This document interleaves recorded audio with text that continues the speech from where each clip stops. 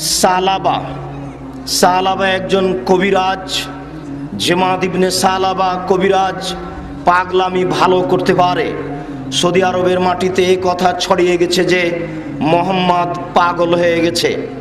জেমাদ ইবনে সালাবা এসে বলছে যে তোমাদের মাঝে একটা লোক পাগল হয়েছে, সেই লোকটা কোথায়? আমি তার পাগলামি ভালো করার জন্য প্রস্তুত, আমি তার কবিরাজি করতে পারি।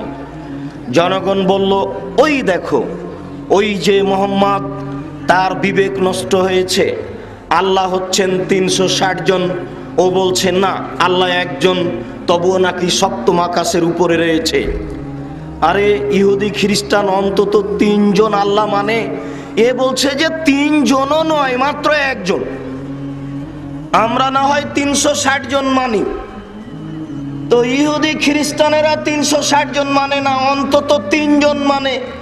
এ 3 জন মানলেও তো একটা ভালো কথা হয়।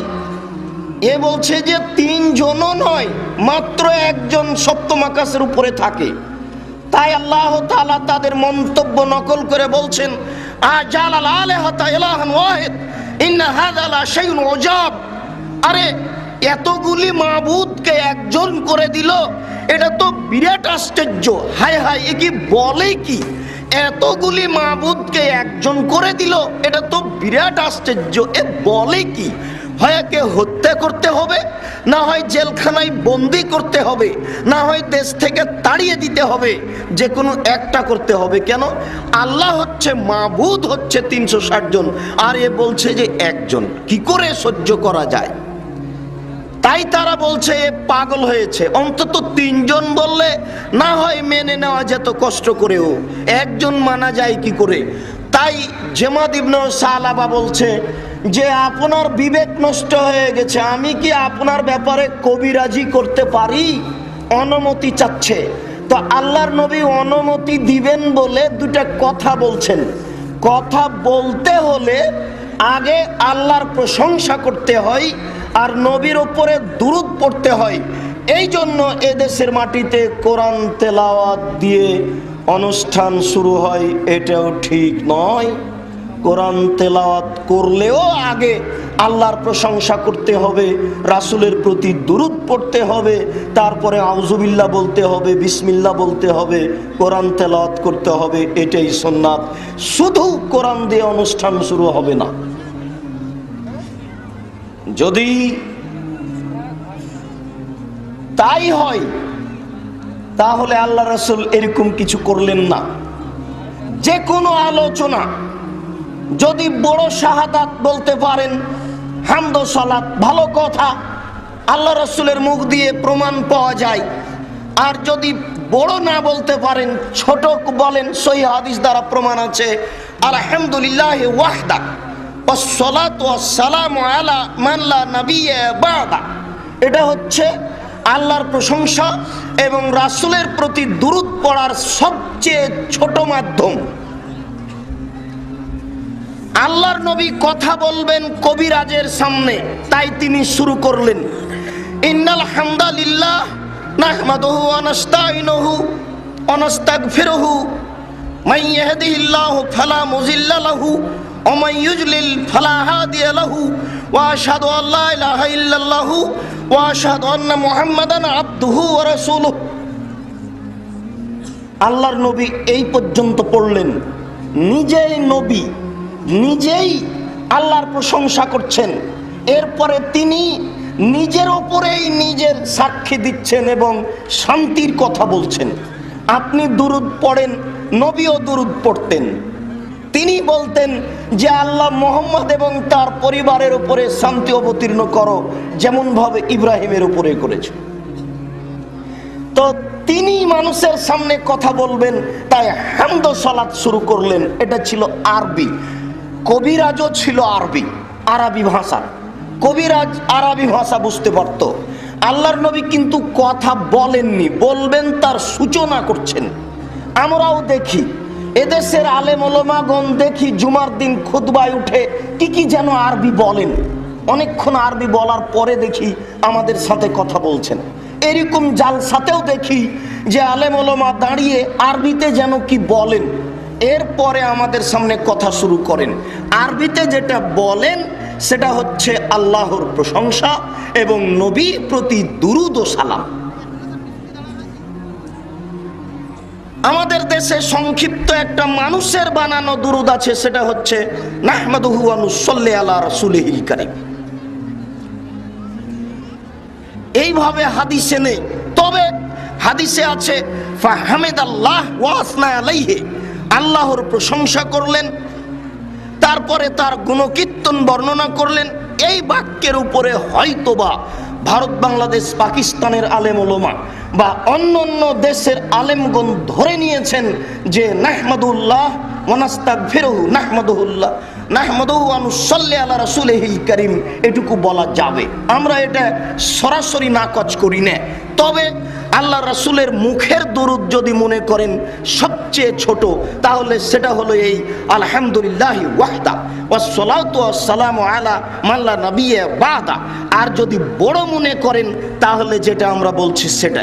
এবার কবিরাজ আরবি ভাষার মানুষ ছিল, কবিরাজ বুঝে গেছে, কবিরাজ এখন বলছে ইকরা মাররাতান উখরা, আবার পড়েন তো কি পড়লেন, আবার পড়েন তো কি পড়লেন। তখন আল্লাহর নবী আবার পড়লেন। এবার কবিরাজ বলছে আশহাদু আল্লা ইলাহা ইল্লাল্লাহ ওয়া আশহাদু আন্না মুহাম্মাদান আবদুহু ওয়া রাসূলুহু, আমি সাক্ষ্য দিচ্ছি আল্লাহ ব্যতীত কোনো মাবুদ নেই, আমি সাক্ষ্য দিচ্ছি মুহাম্মদ আল্লাহর রাসূল। কবিরাজের কবিরাজি করা শেষ হয়ে গেল, পাগলামি ভালো করা শেষ। কবিরাজের নিজেরই পাগলামি ছুটে গেল, ও এখন নিজেই ইসলাম গ্রহণ করছে। আপনি কি ভুলে গেছেন? আপনাকে আমি দেখাচ্ছি যে কোন কালেমা পড়ে অমুসলিম মুসলমান হতো, এখনো কোন কালেমা পড়ে অমুসলিম মুসলমান হবে। আবু হুরায়রা রাদিয়াল্লাহু তাআলা আনহু আল্লাহর নবীকে এসে বলছেন, আল্লাহর নবী আমার মা আপনাকে খুব গালি দেয়, আল্লাহর নবী আমার মা আপনাকে খুব গালি দেয়, তো আপনি একটু আমার মায়ের জন্য দোয়া করেন তো, আমার মা যেন মুসলমান হয়। তখন আল্লাহর নবী বলছেন আল্লাহুম্মা হদি উম্মা আবি হুরায়রা, আল্লাহ তুমি আবু হুরায়রার মাকে হেদায়েত দান করো। এরপরে আবু হুরায়রা দৌড়িয়ে যাচ্ছেন যে উনি আগে যেতে পারেন না, দোয়া আগে কবুল হয়, এগুলি কথা নেই। এগুলো কোন দিক থেকে এসে মিথ্যা কথা ঢুকে গেছে। আবু হুরায়রা রাদিয়াল্লাহু তাআলা আনহু এক পর্যায়ে দরজায় পৌঁছিলেন, অল বাব মুগলাক, গরিব মানুষ। আবু হুরায়রা গরিব মানুষ, আপনাদের চেয়ে বেশি গরিব। আবু হুরায়রার নিজস্ব বিবরণ যে আমি 2 দিন 3 দিন খেতে পেতাম না, কোনো খাওয়ারই নেই। আমি মসজিদে নবাবিতে পেট মাটির ওপরে চাপা দিয়ে উপর হয়ে শুয়ে থাকতাম, তো মানুষ আমার খুব একটা দাম দিত না। আমি গরিব মানুষ, তো আমার উপরে লাথি দিয়ে পায়ের পাড়া দিয়ে চলে যেত, তো আমি এইভাবেই থেকে যেতাম, গরিব মানুষ। এখন আল্লাহর নবী দোয়া করলেন, ইনি বাড়ি যাচ্ছেন, বাড়িতে গিয়ে দেখছেন যে বাহির দরজা বন্ধ। জি সাতক্ষীরার মানুষ, আপনাকেই বলছি, মনে কিছু নেবেন না, বাড়ির বাহির দরজা তৈরি করতে হবে। একটা ঘর তৈরি করে আপনি বাড়ি তৈরি করেছেন, এ কথা ভুল, ওটা চলবে না। আহলে হাদিসের কোনো বাড়ি এরকম থাকবে না। বাড়ির চতুর্দিক টাকা থাকলে ইট দিয়ে ঘেরুন, না থাকলে খড় দিয়ে ঘেরুন, না থাকলে চট ছালা দিয়ে ঘেরুন।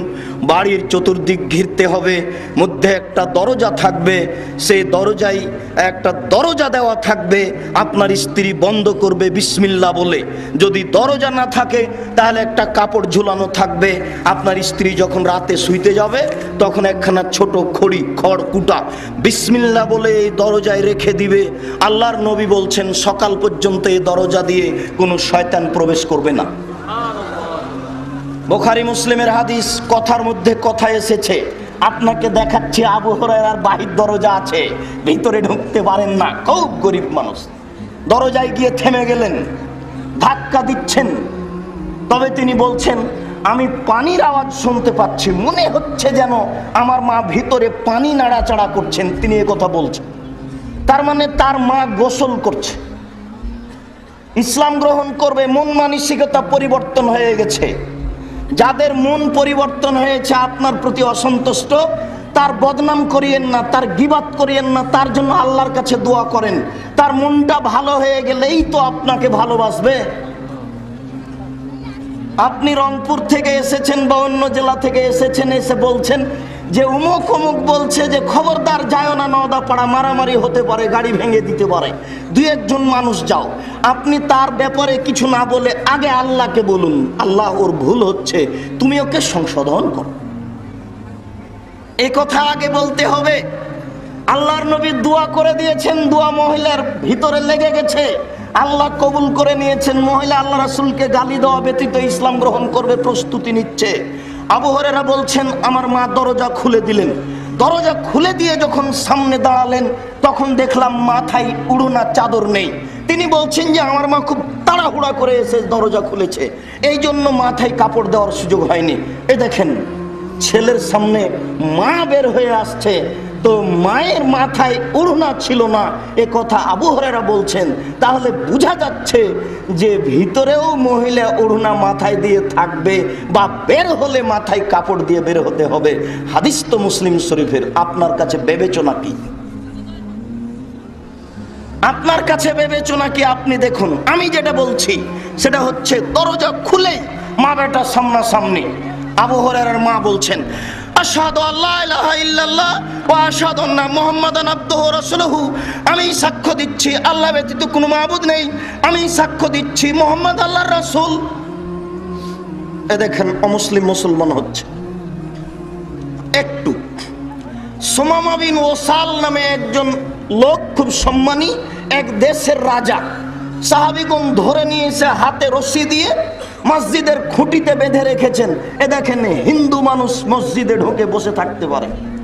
বাগমারায় বক্তব্যে গেলাম, বিদায় হচ্ছি, তো একটা লোক এরকম ভাবে আঙ্গুল চোখের সামনে নিয়ে এসে বলছে যে হিন্দুর টাকা দিয়ে মসজিদ জায়েজ বলেছেন, কচ্ছপ খাওয়া জায়েজ বলেছেন, আজকে শুকুর খাওয়া জায়েজ করে দিয়ে যান। খুব রাগের উপরে বলছে। তা আমি বলছি যে শুকুরও জায়েজ। কি করে এত খারাপ প্রাণী জায়েজ হলো কি করে? তো আল্লাহ তাআলা বলছেন যে হুররিমাত আলাইকুমুল মাইতাতু ওয়াদ দামু ওয়া লাহমুল খিনজির, তোমাদের উপরে মরা প্রাণী হারাম করা হয়েছে, অমুক হারাম করা হয়েছে, তমুক হারাম করা হয়েছে, শুকুর হারাম করা হয়েছে। বলতে বলতে বলতে বলতে আবার কথা উল্টে ধরলেন, ধরে বলছেন যে ফামানিস্তুররা গায়রা বাগলাত, তবে যদি শুকুর ছাড়া আর কোনো খাওয়াই না থাকে, যদি এই সর ছাড়া আর কোনো খাওয়াই না থাকে, তাহলে তুমি বেশি করে খেও না, শরীয়ত মানি না এই বলে খেও না, একটু খেয়ে নাও। এই যে দেখেন শুকুর জায়েজ হয়ে গেল, কোরআন মাজিদের আয়াত। তো বুঝে না, এই জন্য রাগ করে বলেছে। এই দেখেন একজন হিন্দুকে মসজিদে বেঁধে রাখা হয়েছে, ইসলাম গ্রহণ করেনি। আল্লাহর নবী বলছেন যে সুমামা তুমি কি ইসলাম গ্রহণ করবে?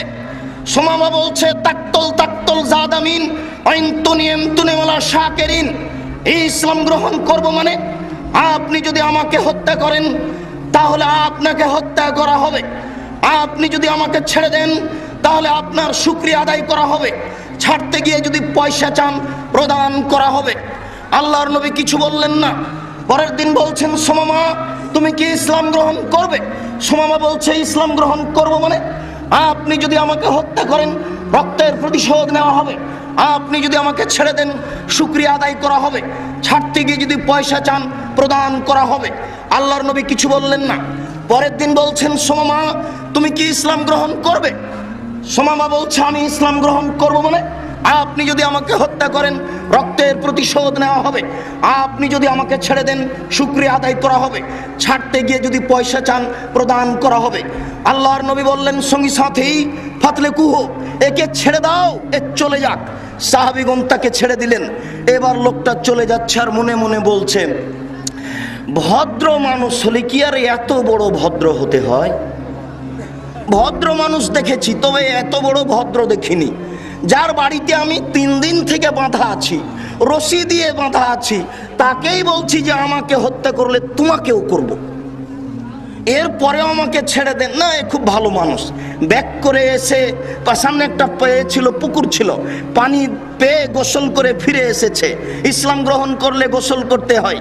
গোসল করে ফিরে এসে বলছে, আশহাদু আল্লা ইলাহা ইল্লাল্লাহ ওয়া আশহাদু আন্না মুহাম্মাদান আবদুহু ওয়া রাসূলুহু। আমি সাক্ষ্য দিচ্ছি আল্লাহ ব্যতীত কোনো মাবুদ নেই, আমি সাক্ষ্য দিচ্ছি মুহাম্মদ আল্লাহর রাসূল। এ দেখেন অমুসলিম মুসলমান হচ্ছে। এই কথা দেখাতে গিয়ে আপনাকে বুখারী মুসলিম থেকে কয়েকটি হাদিস পেশ করে দেখালাম। যাক, আপনার কৌতূহল প্রথম রাকাতে সিজদায় চলে যাওয়ার ব্যাপারে, এই কৌতূহল অন্তত আহলে হাদিসের জন্য না থাকাই ভালো। বলছিলাম, মহান আল্লাহ বলেন, ইয়া আইয়ুহাল্লাযীনা আমানু আতিউল্লাহ, হে বিশ্বাসীগণ তোমরা আল্লাহর আনুগত্য করো। আল্লাহর আনুগত্য করো মানে আল্লাহর আনুগত্য কি দিয়ে করবেন? আল্লাহর আনুগত্য মানে তার সাথে শিরক করতে হবে না, তিনি এক অদ্বিতীয় এই বলে তাকে মেনে নিতে হবে। এটাই হচ্ছে আল্লাহর আনুগত্য। আল্লাহ কি আপনার বাড়িতে আসবেন, আপনি তাকে মান্য করবেন, সম্মান দিবেন? জি না। আল্লাহ এক অদ্বিতীয় এই বলে তাকে মেনে নিবেন, তার কোনো শরীক নেই। এটাই হচ্ছে আল্লাহর আনুগত্য করা। আল্লাহ তাআলা বলেন, আতিউর রাসূল, তোমরা রাসূলের আনুগত্য করো। রাসূলের আনুগত্য মানে অন্তত ইবাদতের জগতে যত ইবাদত আছে সব রাসূলের পদ্ধতিতে হতে হবে। এটাই হচ্ছে মূলত আনুগত্য। এরপরে সামাজিক জীবনে চলাফেরার ব্যাপারে আল্লাহর নবী যেসব বৈশিষ্ট্য পেশ করেছেন, এসব বৈশিষ্ট্য আপনার ভিতরে আসতে হবে। সংগঠন করছেন, করেন, মানুষকে গালি দিতে পাবেন না, মানুষের নিন্দে করতে পাবেন না। মানুষ যদি আপনাকে গালি দেয় তাহলে তার জন্য আল্লাহর দরবারে ক্ষমা চাইতে হবে, তার জন্য আল্লাহর দরবারে হেদায়েত চাইতে হবে। এই হচ্ছে আল্লাহর রাসূলের আনুগত্য। আল্লাহ তাআলা বলছেন, তোমরা নবীর আনুগত্য করো। কিভাবে করবেন? মহান আল্লাহ বলেন, মা আতাকুমুর রাসূল ফাখুযুহু ওয়া মা নাহাকুম আনহু ফান্তাহু। রাসূল যা দিয়েছেন তা গ্রহণ করো, রাসূল যা নিষেধ করেছেন তা বর্জন করো। যেটুকু করবেন তাতে আল্লাহর রাসূলের দেওয়া থাকতে হবে। যা করবেন না আল্লাহর নবী নিষেধ করেছেন বলেই প্রমাণ থাকতে হবে। এটাই হচ্ছে রাসূলের আনুগত্য। এরপরে আল্লাহ রাসূল চিরদিন থাকবেন না, এই জন্য একজন আমিরের দায়িত্বশীলের প্রয়োজন। আল্লাহ তাআলা বলছেন, ওয়াউলিল আমরি মিনকুম, তোমাদের মধ্যে যাকে আমির হিসাবে নির্বাচন করা হয়েছে তাকে তোমরা মান্য করো, তার আনুগত্য করো, তার অনুসরণ করো। উল্লেখ্য যে লা তাআতা লিমাখলুকিন ফি মাসিয়াতিল খালিক, যদি আমিরের আনুগত্য করতে গিয়ে আল্লাহর নাফরমানি হয়, পিতামাতার আনুগত্য করতে গিয়ে আল্লাহর নাফরমানি হয়, তাহলে তা করা যাবে না। আল্লাহর নাফরমানিতে কোনো মানুষের আনুগত্য চলে না। বলছিলাম, হে উপস্থিত বৈঠকের দ্বীনি মুসলিম ভাই বোন, আপনারা আপনাদের এই অস্থিরতা চলাচল গতি বন্ধ করে আমার দিকে লক্ষ্য করুন। আমি আপনাদের খুব গুরুত্বপূর্ণ তথ্যবহুল বিবরণের চেষ্টা করব। ওমা তৌফিকি ইল্লা বিল্লাহ। আল্লাহ তাআলা বলছেন, তোমরা তোমাদের নির্ধারিত মানুষ আমিরের আনুগত্য করো যতক্ষণ পর্যন্ত আমির আপনাকে কোরআন হাদিস ভিত্তিক আদেশ করবেন, আপনারা তাকে মানবেন। আল্লাহর নবী বলেন, ইন উম্মিরা আলাইকুম আব্দুল মুজাদ্দা, যদি তোমাদের সামনে একজন কান কাটা, চক্ষু নষ্ট, একেবারে কালো কুৎসিত, দেখতে ভালো নয়, অপছন্দ মানুষকে যদি আমির নির্ধারণ করা হয়, ওয়ায়াকুদুকুম বিকিতাবিল্লাহি, আর এই আমির যদি তোমাদেরকে আল্লাহর কিতাব অনুপাতে নিয়ে যায়, আল্লাহর নবীর বিধান অনুযায়ী ডাক দেয়, তাহলে ফাসমাউ লাহু ওয়া আতিউ, তোমরা তার কথা শোনো এবং তাকে মান্য করো। আগে শুনতে হয়, তারপরে মানতে হয়। না শুনে মানা যায় না। আল্লাহর নবী বলছেন ফাসমাউ লাহু, তাহলে এই কানকাটা চক্ষু নষ্ট কুৎসিত আকৃতির মানুষটা আমির নির্বাচন হয়েছে, তাকে তোমরা মান্য করো। যদি এই আমির তোমাদেরকে কোরআন এবং হাদিস অনুযায়ী পরিচালনা করে।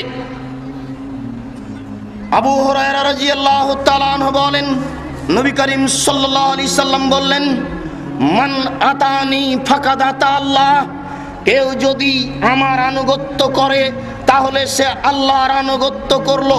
ওমান আসানি ফাকাদ আসা আল্লাহ, কেউ যদি আমার নাফরমানি করে তাহলে সে আল্লাহর নাফরমানি করলো। ওমাইতুল আমিরা ফাকাদ আতানি, কেউ যদি আমিরের আনুগত্য করে তাহলে সে আমারই আনুগত্য করলো। তাহলে আমির একজন ব্যাপার, কিয়ামত পর্যন্ত আমিরের একটা পদ থেকে যাচ্ছে যার আনুগত্য করতে হবে। এ কথা আল্লাহর নবী বলছেন। তিনি বলেন, মান আতা আমিরি ফাকাদ আতানি, কেউ যদি আমার আমিরের আনুগত্য করে তাহলে সে আমার আনুগত্য করলো। অবশ্য প্রথমে আপনাকে বলেছি, আমির যদি কোরআন হাদিস অনুপাতে আপনাদের পরিচালনা করেন তাহলে মানতে হবে। আমির সাহেব যদি কোরআন হাদিসের বাইরে কোনো নির্দেশনা পেশ করেন তাহলে তা মানা যাবে না। এ কথা আল্লাহর নবী বলেছেন। এরপরে আল্লাহর নবী বলছেন, যে আমার আমিরের আনুগত্য করলো সে আমার আনুগত্য করলো। মনে রাখবেন, রাইসিয়াত সভাপতি নেতা আর ইমারতের মধ্যে পার্থক্য আছে। রাইস নেতা মানে 10 জন বসে একজনকে নির্বাচন করেছেন, 10 জন বসে একজনকে নির্বাচন করেছেন। ইচ্ছা করলেই আবার ওই রাইসিয়াত নেতাকে ভেঙে দিয়ে আবার একজন নেতা করবেন, যেটা এদেশের মাটিতে সরকারি পর্যায়ে চলছে। একে বলা হয় সভাপতি বা রাইস। আর ইমারত এমন হয় না। ইমারত একটা কোরআন হাদিসের পরিভাষা। প্রত্যেকটা হাদিস গ্রন্থে ইমারাত রাজত্ব পর্ব রয়েছে, যাকে আমরা আমির হিসেবে মেনে নিয়েছি। আমির যদি আমাকে আদেশ করেন কিছু, তাতে যদি পাপ না হয় তাহলে তা মেনে নিতে হবে। আমির যদি আমাকে আদেশ করেন কিছু, তাতে যদি পাপ না হয় সেটাই মেনে নিতে হবে। আপনি বললেন, আমির সাহেবকে এটা বলেছিলাম, আমার কথা মানেননি, তাই আমি তাকে মানতে পারছি না। আপনি তাহলে ইমারত বুঝেন না। ইমারত কাকে বলে, আমির কাকে বলে, আনুগত্য কাকে বলে, এ কথা আপনার জানা নেই। আমির যদি আপনাকে বলে কিছু, তাতে যদি পাপ না হয় তাহলে আমির সাহেব আপনার পিঠে যদি লাঠি দেন এবং আপনার যদি টাকা পয়সা ছিনিয়ে নেন, এইভাবে কিছু বলেও করে, তাহলে আপনার আপত্তি থাকবে না। আমির সাহেব যেটা বলছেন সেটাই আপনাকে করতে হবে। এরই নাম ইমারত। এই জন্যই মাননীয় মোহতারাম আমিরে জামাত চলে আসা একটা গতি ছিল সভাপতি। সেটা কি? চলে আসা একটা গতি ছিল সভাপতি হওয়া। সেটা কি? কলিকাতা থেকে গেলেন মাওলানা আব্দুল্লাহ কাফি আল কুরাইশি রাহিমাহুল্লাহর পিতা, চিটাগাং থেকে কলিকাতা গেলেন, কলিকাতা থেকে বের হয়ে বর্ধমানে আসলেন, বর্ধমানে একটি মেয়েকে বিবাহ করলেন। এই পরিবার ছিল নাকি কুরাইশি পরিবার, এই জন্য তাদেরকে কুরাইশি বলা হয়। তার মা ছিলেন কুরাইশ বংশের, তাই নামটা এসেছে আব্দুল্লাহ কাফি আল কুরাইশি। তারা ওখান থেকে এসে রংপুরে চৌধুরীদের এখানে বাড়ি করলেন। চৌধুরীদের সাথে থাকতে মিল খেল না। একদিন পরিবার নিয়ে তিনি হেঁটে চলে যাচ্ছেন সেই খোলাহাটি দিনাজপুরের এক গ্রামের পাশ দিয়ে। ধনী মানুষটা বলছেন, হুজুর আপনি কোথায় যাচ্ছেন? হুজুর বললেন, যেদিকে 2 চোখ যাবে সেই দিকে চলে যাব, এলাকায় থাকা যাবে না। কেন থাকা যাবে না? এই পরিস্থিতি। ঠিক আছে, আপনাকে যদি আমি থাকার ব্যবস্থা করে দিই, থাকবেন কি? হ্যাঁ। বলেন কি করবেন? এখানে 50 বিঘা জমি দিলাম, এই 50 বিঘা জমিতে আপনি থাকেন। আজকেও দেখবেন মাওলানা আব্দুল্লাহ কাফি আল কুরাইশি রাহিমাহুল্লাহদের পরিবার ওখানে আছে, ওখানেই তাদের কবরস্থান, ওখানে স্কুল, ওখানে বাড়ি, এগুলো দিনাজপুরে রয়েছে। তিনি ওই কলিকাতা থেকে এসে সর্বপ্রথম আসাম নিখিল বঙ্গ সম্মেলন ডাকলেন। সেখানে বাংলাদেশের ভারতের লোক উপস্থিত ছিল। চলন্ত একটা গতি ছিল আহলে হাদিস আন্দোলন ভারত বাংলাদেশ পাকিস্তানে। তিনি ওখান থেকে এদেশে পৃথকভাবে দিন প্রচার করার উদ্দেশ্যে জমিয়ত নামে একটা সংগঠন উল্লেখ করলেন আপনাদের সামনে, আর তার নেতা রাইস এই হিসাবে সভাপতি নির্বাচন করলেন, তাতে তিনি হলেন সভাপতি। আপনার অফিস হলো পাবনায়, পাবনায় থাকতে থাকতে ঢাকার লোকেরা ডাক দিল, অফিস পাবনায় চলে গেল, পাবনা থেকে ঢাকা চলে গেল। তিনি এইভাবে ভারত বাংলাদেশ পাকিস্তানের অনুর্বর জমিকে উর্বর করার চেষ্টা করলেন। আমার মাঝাবি ভাইয়ের যেখানে মসজিদ আছে তিনি মনে করলেন ওদের আল্লাহ আর আমাদের আল্লাহ দুইজন, ওদের আল্লাহর আকার আকৃতি নেই, আমাদের আল্লাহর আকার আকৃতি আছে। ওদের আল্লাহ সর্বত বিরাজমান, আমার আল্লাহ সপ্তম আকাশের উপরে থাকেন। তাদের নবীর সাথে আমাদের নবীর গন্ডগোল, তাদের নবী হচ্ছেন নূরের তৈরি, আমাদের নবী হচ্ছেন মাটির তৈরি। অতএব আকীদাগত হিসাবে তফাৎ থেকে গেছে। অতএব মসজিদ পৃথক করতে হবে, মাদ্রাসা করতে হবে, জাতিকে বুঝাতে হবে, আকীদা সংশোধন করতে হবে, আদর্শের পরিবর্তন ঘটাতে হবে। আকীদা পরিবর্তন করো তো আদর্শের পরিবর্তন ঘটার উদ্দেশ্যে ভারত বাংলাদেশ পাকিস্তানের অনুর্বর জমিকে উর্বর করার জন্য চেষ্টা করলেন। 1960 সালে তিনি দুনিয়া থেকে বিদায় নিলেন। 1960 সালে যিনি দায়িত্বে আসলেন তিনি খুব উচ্চ শিক্ষিত মানুষ, অক্সফোর্ড থেকে পড়ে আসা মানুষ, বিশ্ববিদ্যালয়ের ভিসি, মঞ্জুরি কমিশনার অফিসার, দায়িত্বশীল, অনেক বড় পদের অধিকারী। মানুষের দরজায় সময় মতো যাওয়ার সুযোগ হলো না। মানুষ ধীরে ধীরে ধীরে ধীরে পথচ্যুত হয়ে গেল, সঠিক পথ থেকে বেঠিক পথে চলে গেল। কোথায় মালফুজাতে ইলিয়াস চলে গেলেন সৌদি আরবে, ঘুমিয়ে আছেন। আল্লাহ বলছেন, ইলিয়াস তুমি এখানে এসেছো কেন? হজ করতে এসেছি, তুমি চলে যাও সৌদি আরব, বাংলাদেশ, ভারত পাকিস্তানে যাও, এখানে থাকতে হবে না, ঘুমিয়ে যাবে। ঘুমে তুমি যা দেখবে সেটাই জনগণকে বলবে, এটাই ইসলাম। তাই ইলিয়াস এদেশে এসে মালফুজাতে ইলিয়াস লেখে তাবলিগি ইলিয়াস এদেশের মাটিতে চালু করলেন। এখানে এইরকম আকীদাই আমাদের আকীদার লোকেরা চলে গেল, বুঝতে পারলো না। আপনি চলে গেছেন, এতে আমি নিজেকে দুঃখিত মনে করি না।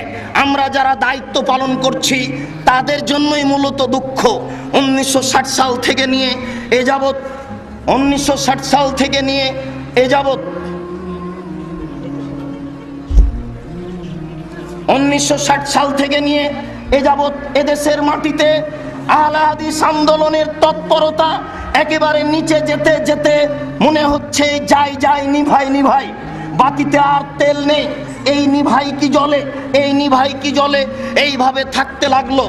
1994 সালে এই সাতক্ষীরার জনৈক উচ্চ শিক্ষিত ভদ্রলোক মোহতারাম আমিরে জামাত ডক্টর আসাদুল্লাহ আল গালেব এই হাল ধরে বললেন, না এইভাবে হবে না, মানুষকে সচেতন করতে হবে, মানুষের আকীদা পরিবর্তন করতে হবে। মানুষ ভুল পথে চলে যাচ্ছে, নিজের পথ ছেড়ে অন্য পথে চলে যাচ্ছে, এই কাজ আমাদের করতে হবে। মানুষের আকীদা সংশোধন করতে হবে, আদর্শের পরিবর্তন ঘটাতে হবে।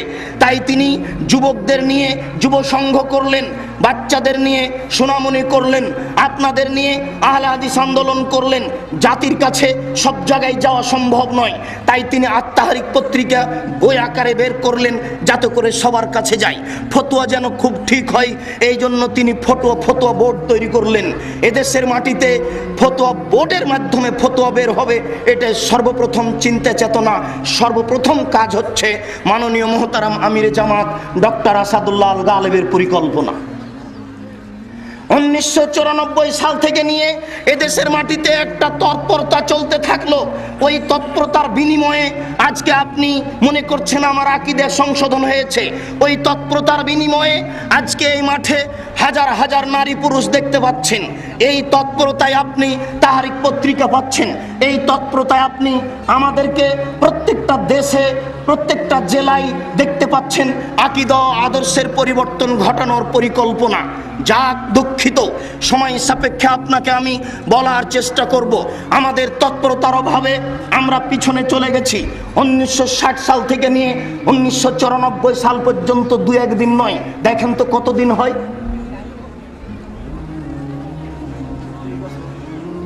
34 বছর, দু একদিন সময় নয়। 34 বছর বয়সেই মানুষের আকীদা পরিবর্তন হয়ে গেছে। হয় স্বাভাবিক, আকীদা মানুষের চিরদিনই পরিবর্তন হয়েছে, আজও হবে। হয় স্বাভাবিক, সেই কাল থেকে কাদিয়ানি চলছে, সেই কাল থেকে আপনাদের ওই শিয়া গ্রুপ চলছে। শিয়াদের আজও দাবি, শিয়াদের আজও দাবি, ইরাকের আজও দাবি, ইরানের আজও দাবি, ইরাকের আজও দাবি, ইরানের আজও দাবি। এই যে আকাশে ভুল করেছেন জিবরাইল, মাটিতে ভুল করেছেন উমর রাদিয়াল্লাহু তাআলা আনহু। আকাশে জিবরাইল কি ভুল করেছেন? আল্লাহ বললেন জিবরাইল তুমি ওহী নিয়ে আলীর কাছে যাও। তো জিবরাইল ওহী নিয়ে আলীর কাছে না গিয়ে মুহাম্মাদের কাছে আসলো। তাহলে আকাশে ভুল করেছেন জিবরাইল, এটা তাদের দাবি। তারা পেলে জিবরাইলকে ধরে পিটাবে, নাগালের বাইরে। মাটিতে ভুল করেছেন উমর রাদিয়াল্লাহু তাআলা আনহু। কি করে? আল্লাহর নবী দুনিয়া থেকে বিদায় নিলেন, লাশ কবর দেওয়া হয়নি, উপরে পড়ে আছে। খলিফা নির্বাচন হবে, তারপরে কবর হবে। উচিত ছিল উমরের আলীর হাতখান ধরে নিয়ে বলবেন, আলী তুমি আজ থেকে খলিফা। এই জনগণ সবাই খলিফার হাতে হাত লাগিয়ে বায়াত করো। এটাই ছিল উমরের জন্য উচিত। উমর এই কাজ না করে আবু বকর সিদ্দিকের হাতখান ধরে নিয়ে বললেন, আপনি হচ্ছেন খলিফা। দেশবাসী তোমরা সবাই আবু বকর সিদ্দিকের হাতে হাত রেখে বায়াত করো। এই যে উমরের অন্যায় হয়ে গেল, আজও যদি শিয়া উমরকে পাই তাহলে ধরে পিটাও।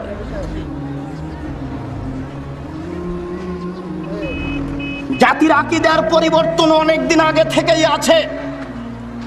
আল্লাহর নবী দুনিয়া থেকে বিদায় নিলেন, খলিফা হলেন আবু বকর সিদ্দিক, ফাতেমা রাদিয়াল্লাহু তাআলা আনহা এবং আলী, স্বামী স্ত্রী দুইজন আবু বকর সিদ্দিকের কাছে আসলেন।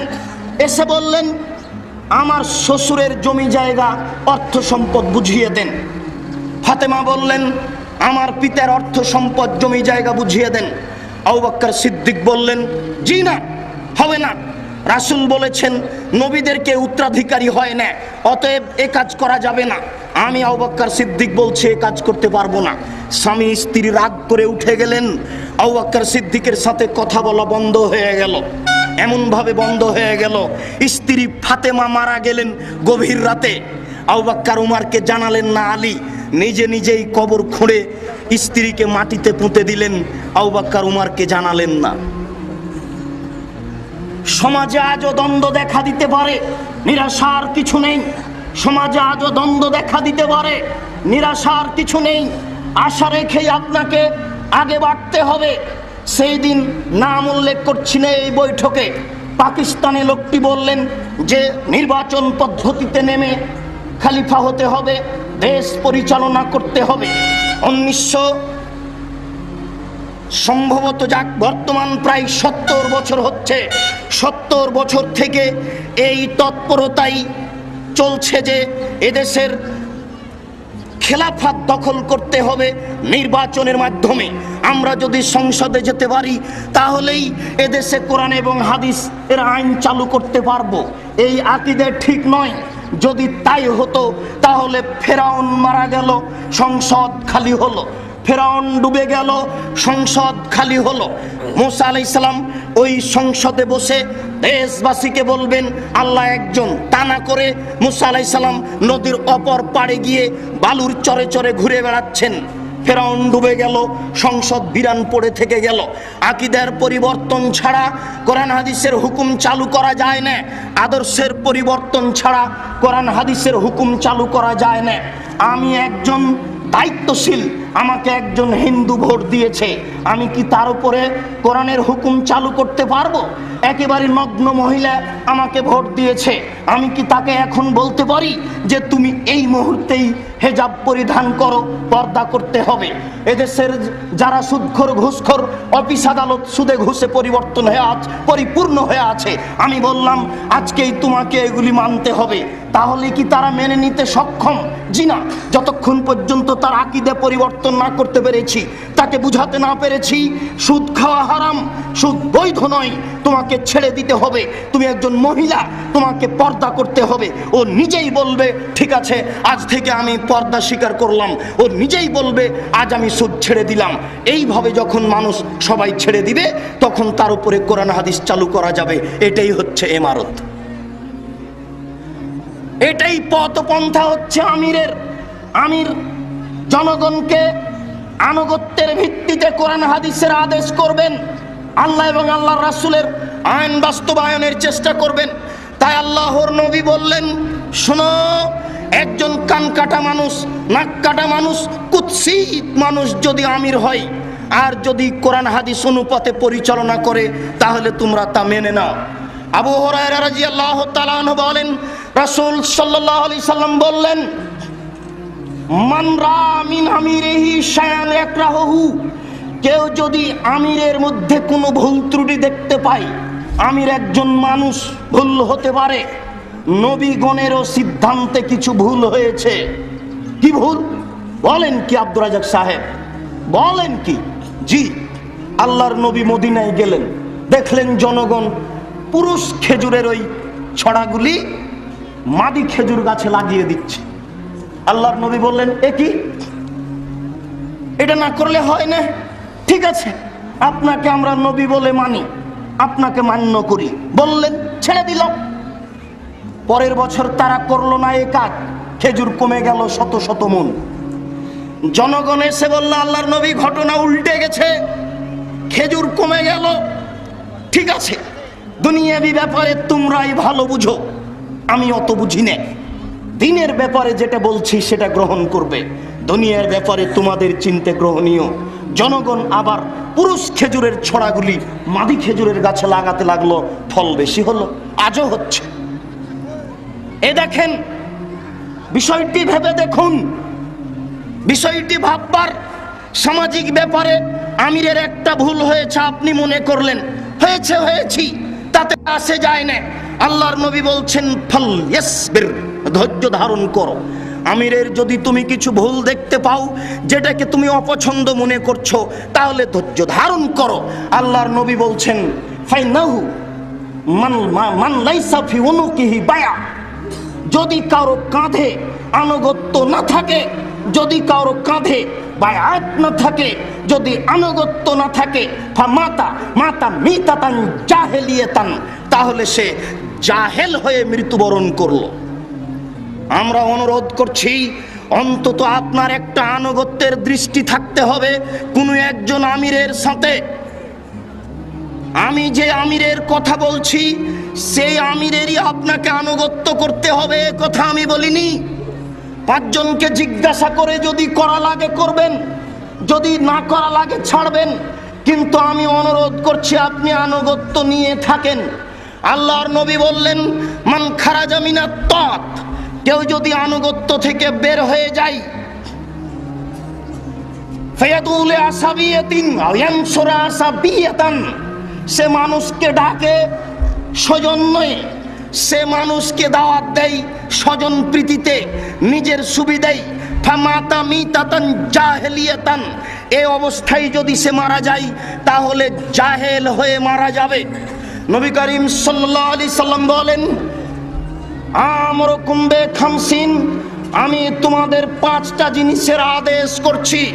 শোনো জনগণ, সঙ্গী সাথী, আমরুকুম বিখামসিন, আমি তোমাদের 5টা জিনিসের আদেশ করছি। তার প্রথম হচ্ছে বিল জামাত, দলবদ্ধ থাকতে হবে, দলবদ্ধ থাকুন। কার সাথে থাকবেন পরের কথা, আল্লাহর নবী আপনাকে বললেন দলবদ্ধ থাকতে হবে, একাই থাকা যাবে না। ভারত বাংলাদেশের কওমি মাদ্রাসার শিক্ষকগণ দায়িত্বশীল কি বলছেন তা শুনতে হবে, শোনার মতো গতি থাকতে হবে। আমি মনে করি এটা একটা আহলে হাদিস আন্দোলনের বৈঠকে এসেছেন, পেশাব পায়খানা ছাড়া কেউ যেতে পাবেন না কোনো দিকে, তাহলে বুঝবো আমিরের আনুগত্য করেন। রাস্তায় হেঁটে বেড়াবেন, বৈঠক চলবে নিজ গতিতে, আপনাদের প্রয়োজন পূরণ করার চেষ্টা করবেন নিজ গতিতে। নিজ ইচ্ছায় কোনো মসজিদে গিয়ে, নিজ ইচ্ছায় বাজারে গিয়ে থাকবেন, ধরে নিব এটা পিকনিকে এসেছেন, একটা আনন্দ ফুর্তি করে চলেছেন। জি না, এই খরচে নেকি হবে না। এসেছেন বহুদূর থেকে, খরচ করছেন, উদ্দেশ্য উল্টে আছে, লাভ হবে না। অসময়ে দলনেতা কি বলছেন তা শুনতে হবে। আমরা দলনেতার অধীনস্থ হয়ে, তার আদেশ প্রাপ্ত হয়ে কথা বলতে এসেছি। আমাদের কথা আপনাকে শুনতে হবে, তিতা লাগলেও শুনতে হবে, মিঠা লাগলেও শুনতে হবে, শোনা জরুরি। আগে শুনুন, এরপরে 3 নম্বর আল্লাহর নবী বলছেন অত্যাতে আনুগত্য করতে হবে। আনুগত্য করা কথাটা পরে, শোনা কথাটা আগে। শোনাটা যদি আল্লাহর নাফরমানিতে হয় তাহলে আনুগত্য করব না, আর শোনাটা যদি আল্লাহ রাসূলের আনুগত্য হয় তাহলে কষ্ট হলেও, মাল হারিয়ে গেলেও, টাকা হারিয়ে গেলেও, মান সম্মানের আঘাত আসলেও মাথা পেতে নিব। আমি দায়িত্বশীল, আমার মানের হানি হচ্ছে। জি না, মানের হানি হয়নি, আমির সাহেব যা বলছেন সেটাই মেনে নিতে হবে। না মানলেই ইহকালেও মানের হানি হবে, পরকালেও মানের হানি হবে। এটাই চূড়ান্ত, মান রক্ষা করা যাবে না। কেননা আমি আমিরের আনুগত্য করছি না। শুনুন, শোনা আগে, এরপরে মেনে নেওয়া কাজটি তারপরে আল্লাহর নবী বলছেন অল জেহাদ, জেহাদ কাজটি 4 নম্বরে এসেছে। আমির নির্বাচন হয়েছেন, তিনি আমাদের পথের নির্দেশনা দিয়েছেন, এরপরে আনুগত্য আমরা করে নিয়েছি, মেনে নিয়েছি। তখন আমির বলবেন চলো যাই জেহাদে, তাহলে জেহাদে নামতে পারি। যদিচ জেহাদ 2 ধরনের হতে পারে। আল্লাহর নবী বলছেন জাহেদু বিল মুশরিকিনা বিআমওয়ালিহিম ওয়া আলসিনাতিহিম ওয়া আনফুসিহিম, তারা জেহাদ করুক, তোমরা জেহাদ করো তোমাদের আত্মার বিনিময়ে, এটা হলো সশস্ত্রে জেহাদ। তোমরা জেহাদ করো টাকার বিনিময়ে, টাকা দিয়ে, এটা হলো অর্থ দিয়ে জেহাদ। এবার আমি মুখ দিয়ে, বক্তব্য দিয়ে, কলম দিয়ে দিনের কথা বলবো, এটা মুখের জেহাদ, কলমের জেহাদ। আল্লাহর নবী বলেছেন 4 নম্বরের কথাটি হচ্ছে জেহাদ মেনে নিতে হবে। 5 নম্বরের কথাটি হচ্ছে আমি এখানে বাড়ি করেছি, পাড়া প্রতিবেশী আমাকে মানে না, আমাকে উপেক্ষা করে চলে, কেউ আমাকে সম্মান দেয় না, পরিস্থিতি অনুপাতে এখানে চলতে পারি না, বাড়ি স্থানান্তর করব। শুনুন, মক্কা থেকে সরে কোথাও যাওয়া যাবে না, কিন্তু পৃথিবীর যে কোনো জায়গাতে যদি কোরআন হাদিস মানতে অসুবিধা হয় তাহলে আপনি স্থান ত্যাগ করে যেখানে মানা যাবে সেখানে চলে যান। আল্লাহর নবী অনুমতি দিয়েছেন। শুনুন, এই বৈঠকের রাস্তাঘাটে যত নারী পুরুষ আছেন আপনাদের চলাচল গতি বন্ধ করে শুনুন আজকের এই দার্সে কোরআনের শেষ হাদিস। আজকে দার্সে কোরআনের শেষ হাদিস আপনারা আমার দিকে কান করে এক খেয়ালে সজাগ দৃষ্টিতে চেয়ে দেখুন। আনুগত্যের শেষ হাদিস বুখারী মুসলিম থেকে আমি আপনাদের অনুবাদ করে শোনাচ্ছি। আপনাদের চলাচল গতি, আপোষের কথার গতি বন্ধ করে এই দিকে খেয়াল করার জন্য অনুরোধ রেখে বলছি। হুযায়ফা রাদিয়াল্লাহু তাআলা আনহু বলেন, অন্নাস ইয়াসালুনা রাসূলুল্লাহ সাল্লাল্লাহু আলাইহি সাল্লাম আনিল খায়রে, জনগণ আল্লাহর নবীকে জিজ্ঞাসা করত কল্যাণ সম্পর্কে। হুযায়ফা একজন বিশিষ্ট সাহাবী, তিনি গোপন কথা জানতেন, গোপন রহস্য তার খুব জানা ছিল। কোনগুলি কথা লুকিয়ে রাখতে হবে, কোনগুলি প্রকাশ করতে হবে, এই বিষয়ে হুযায়ফার একটা যথাযথ পুরো জ্ঞান ছিল।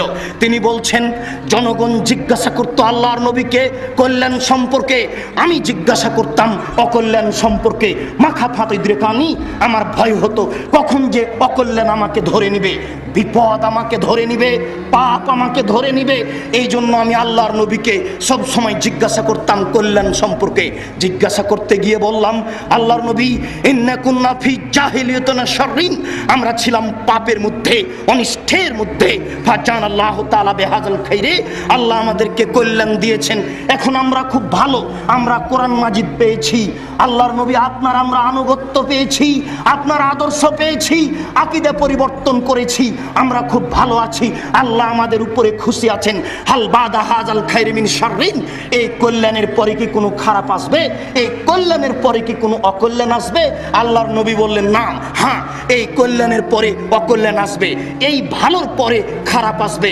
সাহাবী বললেন আল্লাহর নবী হাল বাদা জালেকা শাররি মিন খাইরিন, তাহলে ওই খারাপের পরে কি কোনো কল্যাণ আসবে? ওই খারাপের পরে কি কোনো ভালো আসবে? আল্লাহর নবী এখন ভালো, এরপরে খারাপ আসবে, ওই খারাপের পরে কি ভালো আসবে? ওই খারাপের পরে কি কল্যাণ আসবে? তার নাম, হ্যাঁ ওই খারাপের পরে ভালো আসবে, তবে ফিহে দেখানুন, ভালো হবে ঘোলাটে, ভালো হবে ত্রুটিযুক্ত। সাহাবী বুঝতে পারলেন না, বুঝলাম না আল্লাহর নবী, ওমা দেখানুহু, ঘোলাটে আবার কি? দিন ইসলাম কি ঘোলাটে হয় নাকি? দিন ইসলাম কি ত্রুটিযুক্ত হয় নাকি? বুঝলাম না। দিন ইসলাম ঘোলাটে আবার কি জিনিস? ধোঁয়াযুক্ত কি জিনিস? ত্রুটিযুক্ত কি জিনিস? আল্লাহর নবী বললেন হুযায়ফা শোনো, কওমুন ইয়াস্তান্নুনা বিগাইরি সুন্নতি ওয়া ইয়াহদুনা বিগাইরি হাদিয়াতি, জনগণ আমার সুন্নাত ছেড়ে দিয়ে অন্য সুন্নাত ধরে নিয়ে বলবে এটাই রাসূলের সুন্নাত। জনগণ আমার সুন্নাত ছেড়ে দিয়ে অন্য সুন্নাত ধরে নিয়ে বলবে এটাই রাসূলের সুন্নাত। জনগণ আমার সুন্নাত ছেড়ে দিয়ে অন্য সুন্নাত ধরে নিয়ে বলবে এটাই রাসূলের সুন্নাত। আপনাকে আমি কি দিয়ে বুঝাই যে আমরা একটি সুন্নাত রাসূলের যেটা ছিল সেটা ছেড়ে দিয়ে আরেকটা ধরে নিয়েছি? যাক, আপনার বোঝা সহজের জন্য একটা বললাম। আল্লাহর নবী বলেছেন আঙ্গুলে তাসবিহ গণনা করতে হবে, আঙ্গুল বিচারের কাঠগড়াতে কথা বলবে, তাসবিহ দানায় তাসবিহ গণনা করতে হবে, এ কথা নবী বলেননি।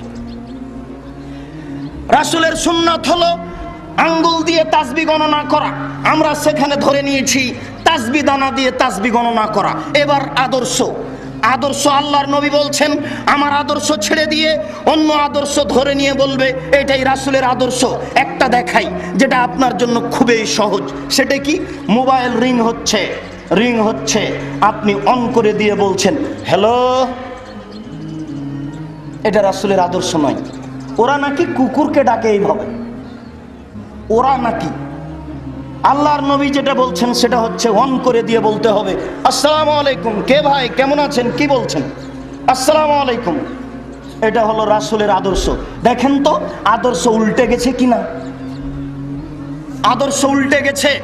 শুনুন, আল্লাহর নবী বললেন, হুযায়ফা বলছেন আল্লাহর নবী এই ঘোলাটে ভালোর পরে কি খারাপ আসবে? এই ঘোলাটে ভালোর পরে কি